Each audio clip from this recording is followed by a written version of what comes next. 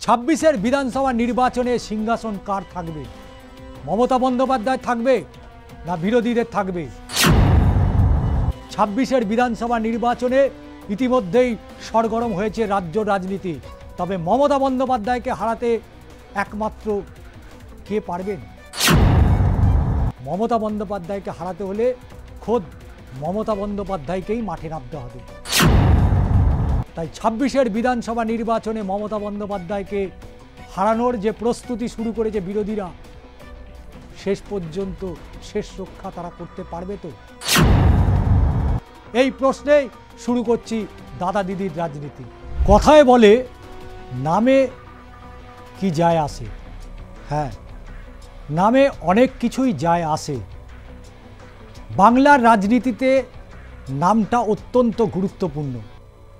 বাংলার রাজনীতিতে নামটা অত্যন্ত গুরুত্বপূর্ণ, তার কারণ 2011 সালের পর থেকে নামটাই গুরুত্বপূর্ণ। 34 বছরের একটা সরকার একটা বটগাছ, যে বটগাছটাকে মাটি থেকে উপড়ে যিনি ফেলে দিয়েছেন তার নাম মমতা বন্দ্যোপাধ্যায়।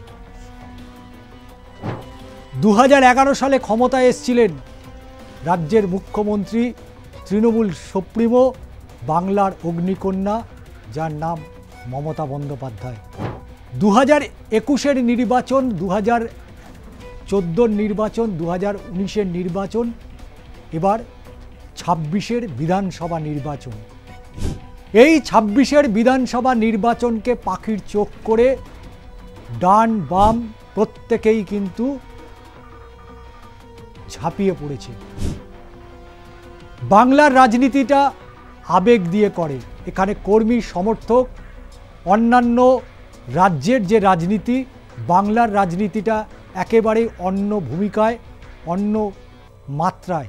তার কারণ এখানকার যারা বিভিন্ন রাজনৈতিক দলের কর্মী সমর্থক, তারা কিন্তু আবেগ দিয়ে নয়, অন্তর থেকে তারা দলটাকে ভালোবাসে। সেই দলের জন্য যা যা করণীয় সমস্তটাই কিন্তু তারা করে থাকেন। 2011 সালের মমতা বন্দ্যোপাধ্যায়ের ক্ষমতায় আসা, তার পরবর্তীতে 2014 সালের লোকসভা নির্বাচন, যে সময় লোকসভায় নির্বাচন, ঠিক সেই সময় বিজেপির সদর দপ্তর থেকে একটি ভিডিও পাবলিশড হয়ে যায়। সেই পাবলিশড আপনারা সবাই জানেন, ম্যাথিউ স্যামুয়েল। এই ম্যাথিউ স্যামুয়েল একজন ব্যক্তি যিনি স্ট্রিং অপারেশন করেছিলেন। এ রাজ্যের তৎকালীন মন্ত্রী, নেতা প্রত্যেকের কম বেশি ভিডিও অপারেশন করেছিল, এবং সেই ভিডিও অপারেশনে যে নামগুলো উঠে এসেছিল, বর্তমানে রাজ্যের বিরোধী দলনেতা শুভেন্দু অধিকারী, কলকাতা পুরসভার মেয়র ফিরহাদ হাকিম, প্রয়াত রাজ্যের পঞ্চায়েত মন্ত্রী সুব্রত মুখোপাধ্যায়, মদন মিত্র, এরকম একাধিক ব্যক্তিত্বের 2014-র যে নির্বাচন, সেই নির্বাচনে নারদার মতো একটা ইস্যু ছিল, যে ইস্যুটাকে বিরোধীরা পাথেয় করেই ভোটের ময়দানে নেমেছিল। কিন্তু নামটা মনে রাখতে হবে, মমতা বন্দ্যোপাধ্যায়। 2014-র সেই বিধানসভা নির্বাচনে যেখানে মমতা বন্দ্যোপাধ্যায়কে কুপকাত করতে পারেনি, এই রকম একটা বড় ইস্যু নিয়ে বিরোধীদের দুর্বলতা ছিল। তারপরে আবার একটা বিধানসভা নির্বাচন, যে বিধানসভা নির্বাচন, সেটাকে কেন্দ্র করে বিভিন্ন রাজনৈতিক দল তারা কিন্তু ঝাঁপাতে শুরু করে। রাজ্য জুড়ে একের পর এক প্রচার, মমতা বন্দ্যোপাধ্যায়ের প্রচার, তার সেই ঝাঁঝালো বক্তব্য, গ্রাম বাংলা থেকে শহর প্রতিটা জায়গায় মমতা বন্দ্যোপাধ্যায়।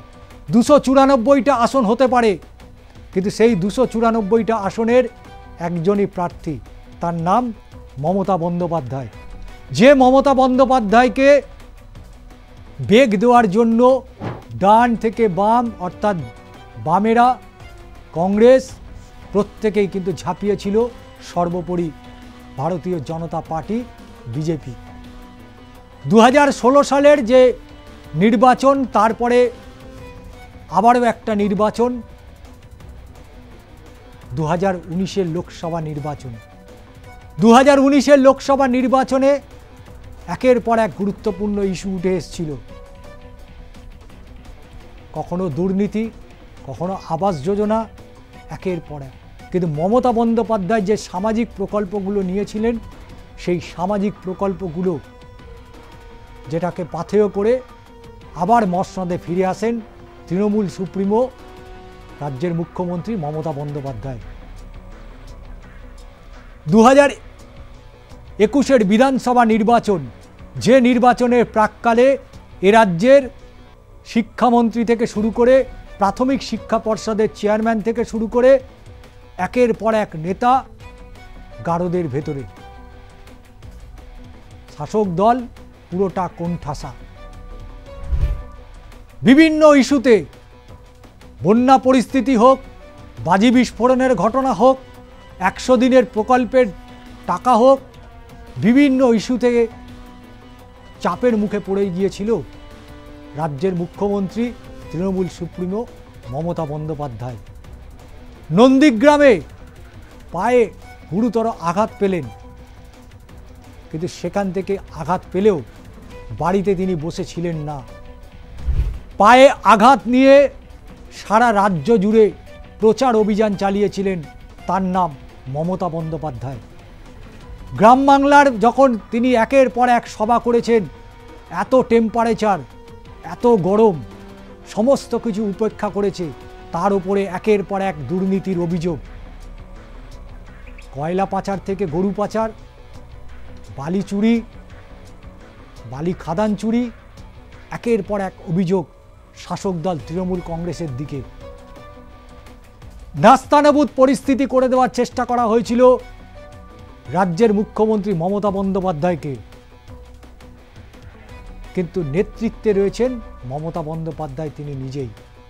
তিনিই 294টা আসনের এক প্রার্থী। একদিকে বিজেপির হাতে গরমাগরম একটার পর একটা ইস্যু। বামেদের কথা তো ছেড়েই দেওয়া যাক, তারা আজকে টিভির পর্দায় রয়ে গিয়েছে। তার কারণ মমতা বন্দ্যোপাধ্যায়। 2007 সালে বামফ্রন্টের ইস্যু ছিল কৃষি আমাদের ভিত্তি, শিল্প আমাদের ভবিষ্যৎ।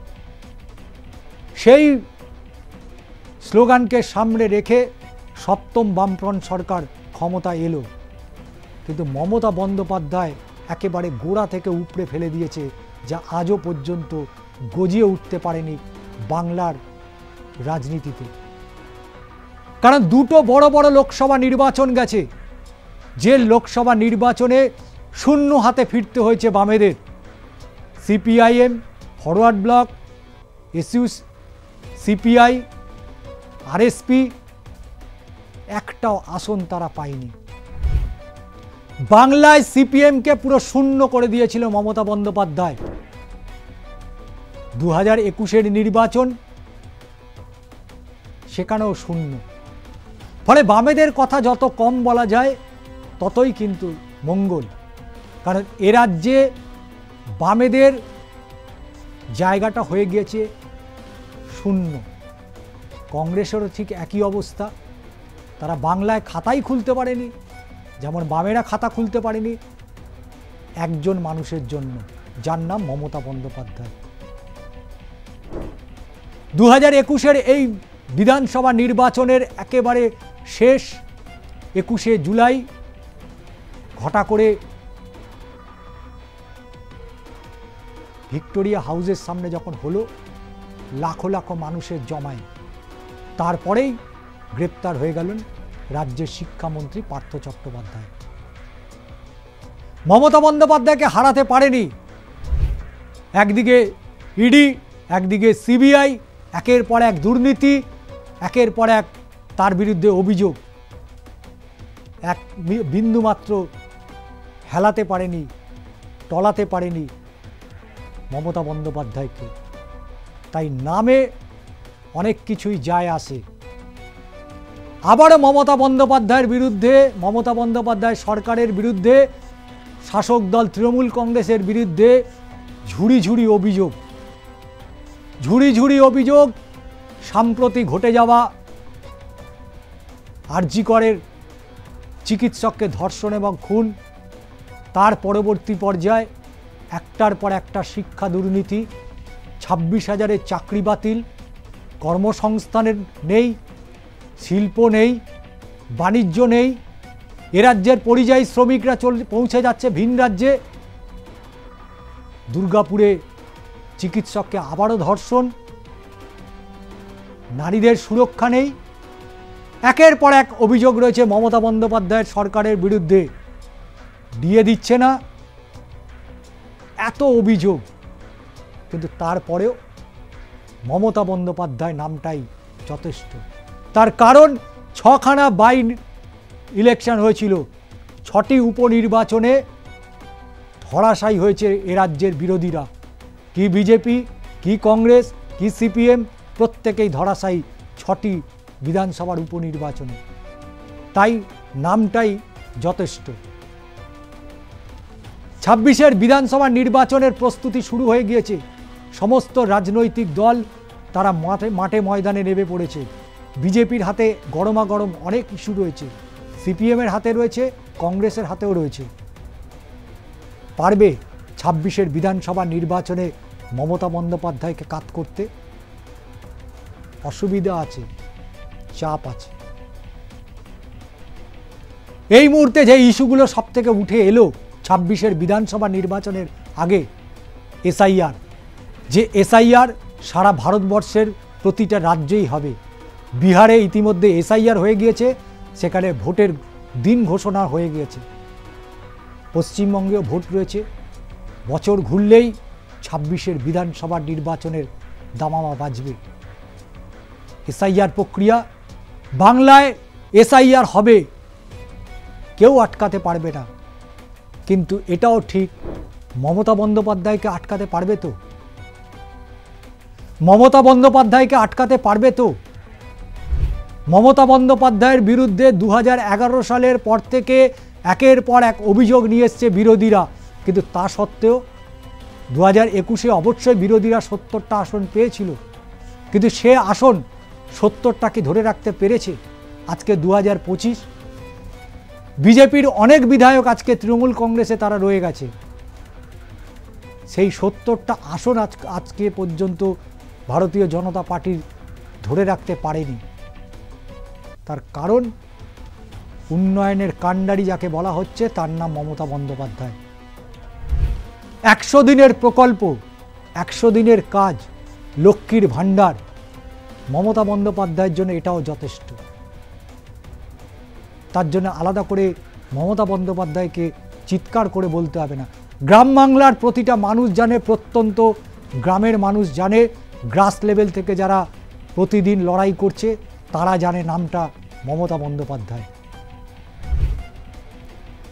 যে কথাটা বলছিলাম, 26-এর বিধানসভা নির্বাচনে বিরোধীদের হাতে অনেকগুলো অস্ত্র রয়েছে, সেই অস্ত্রে তারা এই মুহূর্তে শান দিচ্ছে। 26-এর বিধানসভায় মমতা বন্দ্যোপাধ্যায়কে কাত করতে হবে, এ কথা ঠিক। মমতা বন্দ্যোপাধ্যায়ের হাতে ইস্যু সত্যি কম।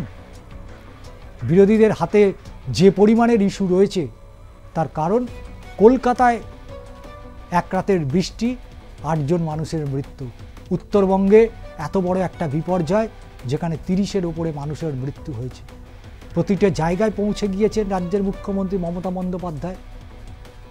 যে সময় দীঘায় জগন্নাথ ধামের মন্দির উদ্বোধন হচ্ছে, ঠিক সেই সময় কলকাতায়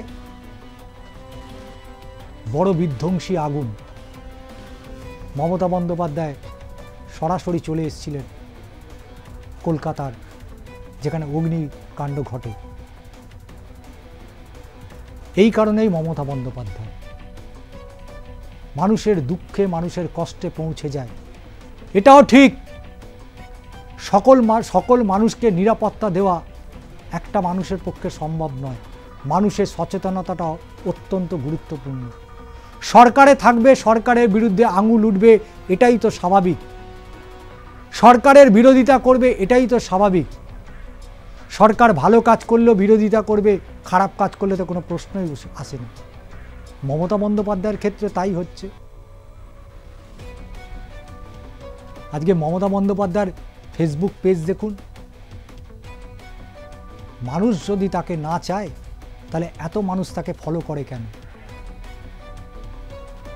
তাই বিধানসভা নির্বাচনের আগে যে প্রস্তুতি বিরোধীরা নিচ্ছে, সেই প্রস্তুতি শেষ করতে পারবে তো? মমতা বন্দ্যোপাধ্যায়কে কাট করতে পারবে তো? 294টি আসন থেকে হারাতে পারবে তো মমতা বন্দ্যোপাধ্যায়কে? অসুবিধা আছে, এখনো বলছি অসুবিধা রয়েছে, কারণ নামে অনেক কিছু যায় আসে।